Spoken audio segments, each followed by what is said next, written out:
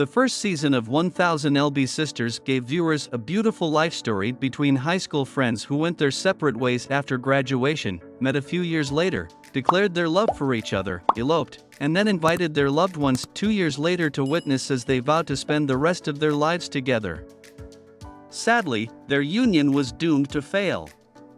Amy Slaton and Michael Halterman are currently embroiled in a court battle to end their marriage and determine how the once fan favorites will share the custody of their 2 children.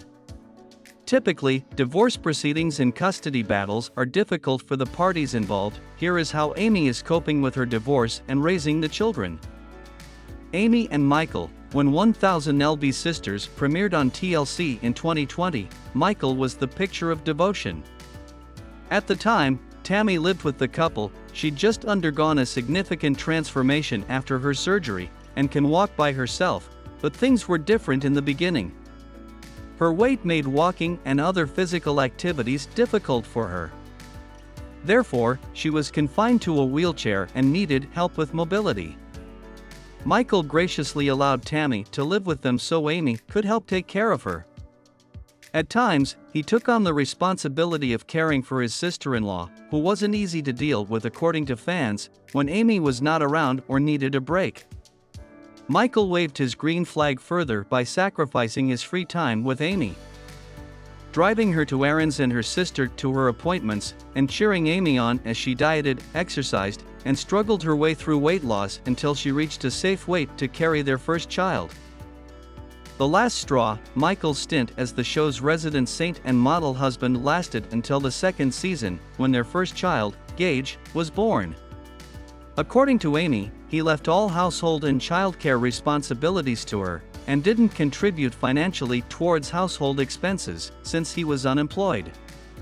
Things got worse, but it was only after the birth of their second child, Glenn, that fans confirmed her accusations. Michael tested positive for COVID-19 while Amy was in hospital for Glenn's birth. After leaving hospital, she went to live with her sister, Amanda, until Michael recovered and tested negative. Amy returned home with a newborn and a toddler to a dirty house that hadn't been cleaned since she left for the hospital. Meanwhile, Michael admitted that his symptoms were an occasional but mild headache. A frustrated and exasperated Amy, who had barely recovered from a rough birthing experience, had to clean the house while taking care of 2 children and healing from a C-section, much to the chagrin of fans, who called out Michael's behavior, and agreed with Amy, who confessed that she felt as if she had 3 children. Several other moments in the season showed Michael disinterested and oblivious to Amy struggling to take care of the children and the household. One particular incident riled up viewers and had them supporting Amy's decision to leave Michael later on in the show. Amy and Michael were hosting her family in their backyard. As they sat eating, both children started fussing. Gage was crying and Glenn was hungry and screaming his lungs out for a bottle. The whole time, Michael continued to enjoy his food, oblivious to his crying children as his sleep-deprived wife tried to calm them down. Amy complained that Michael was having fun with everyone else instead of helping her calm down one of the children. It took the intervention of Amanda to calm down the boys by helping Amy with Gage, while she fed Glenn and changed his diaper. The incident drove Amy closer to her threshold. For Amy, the straw that broke the camel's back came in February, when Michael got angry and became violent. On the fateful day, Amy had prepared the children and gotten herself ready to go out and have lunch with Tammy. However, Michael was opposed to the idea, leading to the argument that ended the marriage. In the middle of the heated argument, Michael started throwing things around, prompting Amy to call 911. As their marriage disintegrated, Amy accused Michael of hitting the boys and pulling their hands, neglecting his financial obligations to the family, and making her take on all the chores. She later filed charges against Michael for domestic violence and requested the court to grant an emergency protection order. Divorce and custody update. With their marriage broken irretrievably, Michael filed for the dissolution of his marriage to Amy in March. Around the same time, Amy filed an order for protection, seeking to bar Michael from having any contact with Gage and Glenn. However, Michael fought the order, claiming that he'd shared the caregiver role for the two children with Amy since their birth, and had the right to see them. He also hoped that the court would allow him to share custody with Amy. She relented soon afterwards, and amended the order to allow Michael to see the children, but petitioned the court to make his contact with them supervised. The judge ruled that Michael could see the children on the condition that he was accompanied by his mother and sister. In April, 1 month after filing his divorce petition, Michael returned to court seeking a civil restraining order against Amy. He wanted the order to prevent him and Amy from being within 500 feet of each other or each other's residence, and prevent either party from talking about the specifics of the divorce and child custody petitions in public or on social media. He also sought a parenting schedule that would divide the children's time between him and Amy, and petitioned the judge to issue an order allowing him into his and Amy's house to pick up his personal items. The divorce and child custody cases are ongoing, with the former couple set to attend the next hearing on June 1, 2023. For now, Amy has withdrawn the charges she filed against Michael for domestic violence.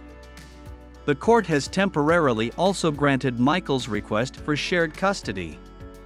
The couple is allowed to communicate through text messages that are monitored by the court to arrange pickups, drop-offs, and other issues related to Gage and Glenn. However, Amy is opposing Michael's request for permanent joint custody, arguing that the children need consistency, and alleging that Michael is relying on his mother to take care of them, instead of parenting them himself. Life after divorce. Amy and Michael's divorce isn't final yet, but she's coping well and ready to move on. According to recent posts on social media, she is powering through the end of her marriage with a positive attitude and a transformation of her life. A major hairstyle change is a typical indicator of rebirth in a woman's life, and Amy is no exception. She recently colored her hair a vibrant purple that makes her stand out and draws all eyes to her. The bold hair color goes well with the confidence and positivity she is emanating, as evident in her new pictures. She's taken to posting bright pictures of herself all over her social media, and captioning them with positive and uplifting messages of hope. The courage to start over, and turning pain into power. She isn't afraid to use bold and provocative soundtracks such as Lexi Pantera's Bad Bitch to accompany pictures and videos of herself.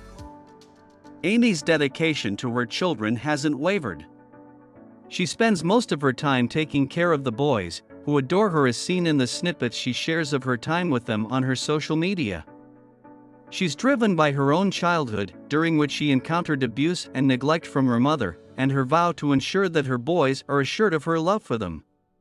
Besides loving them, she's teaching them independence and responsibility, as evidenced in a video she shared recently of Gage helping her clean the house with a toy vacuum cleaner. While she devotes most of her time and energy to the boys, Amy is taking time for self-care and self-love. Occasionally, she shares pictures and highlights of nights out with her friends, with whom she has fun and lets loose, before going home to her boys. Ultimately, Amy is happy to be raising her two boys as she and Michael face off in court to finalize their divorce, and determine how they will parent their children. She's updated her bio to declare herself a single mother, and seems to be enjoying her life without Michael. With her family and friends rallying around as her support system, there's little doubt that she'll continue to thrive.